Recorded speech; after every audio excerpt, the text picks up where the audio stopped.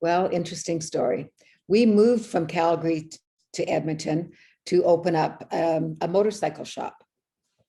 Um, my husband and my brother Josh were in partnership in Calgary and decided that the one shop wasn't enough to support both families.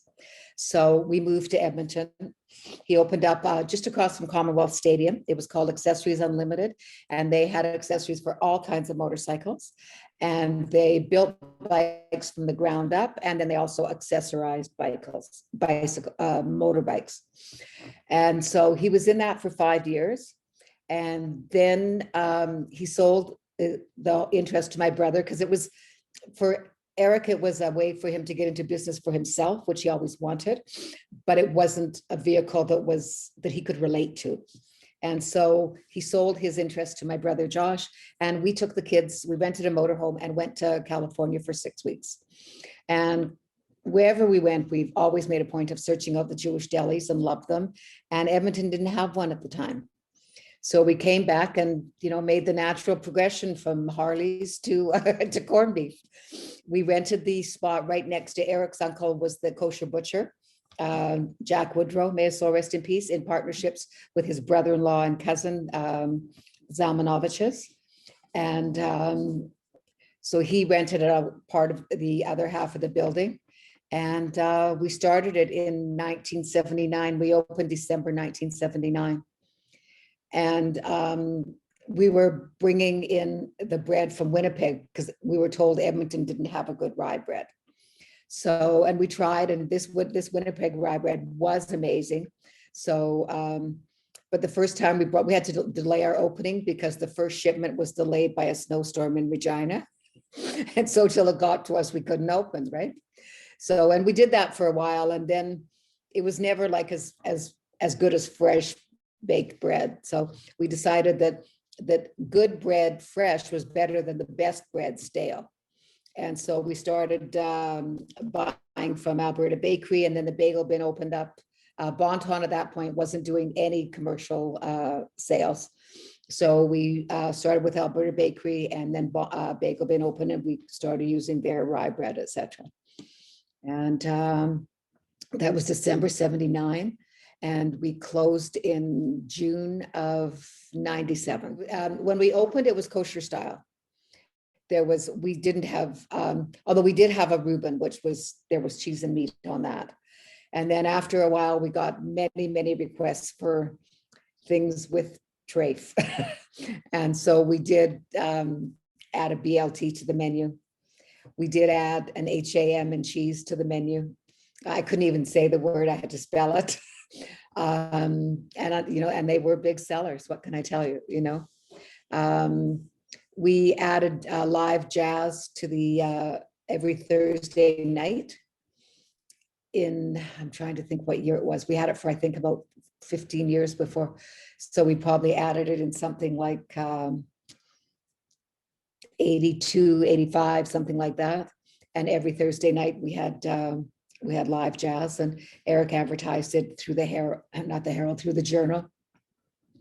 And they were very, very busy. And we had entertainers like, Bobby Cairns, may his soul rest in peace, Juno Award winner, an amazing person and an unbelievably talented musician. And he was just one of the many, and Tom Dorr, like so many. And Tommy Banks used to come often. He wouldn't play at the deli. He loved it. And because he wouldn't play on a keyboard, he would only play on a piano. And there was no way we could get a piano in the door of Hello Deli. And so, but he and his wife, Ida, may their souls rest in peace, supported us tremendously and helped us find people and gave us lots of really good advice. And it became a staple. It was, known all over. And it became a very integral part of Hello Deli. And it was something that we really loved. Our son worked it every Thursday night when he was in university. And then we were one of the founding members of A Taste of Edmonton. When it first opened, it was at the convention center on the huge patio there. And it was a fabulous venue, but it became too successful and it outgrew it. by the second year, it was like a fire hazard. If someone yelled fire, God knows how many people would have been trampled. It was way too crowded. So that was when it moved to Winston Churchill Square. And we did that for several years. And then when our son was in, when our son was in university, he got the idea that he would like to take over and split it with us, that I would do the food production and he would do everything else. And we did all the festivals. And we did that for several years. And it started, I was literally once, Eric was out of town with the kids somewhere, probably in Kelowna. And I was with a friend. We went to the Saturday night of the folk festival because there was a klezmer group there. And we were walking along, and like every 5 steps, I walked into one of our customers. And they kept saying, "You should have a booth here. Why don't you have a booth here?" And so the next year we had a booth there. We were always vegetarian. We had latkes, and we did a falafel, and all the accoutrements that went with that, and did very, very well at all the festivals. So I guess the one thing that I want to mention is that Hello Deli wasn't just me. It was a partnership with my husband and I. Although I was like the cook, the chef, that kind of thing. Eric was like, he just did everything. He was at the front counter at lunchtime. He did the repairs. He did the accounting. He did if I needed anything, he'd go running, schlepping, and pick up anything I needed, no matter where it was.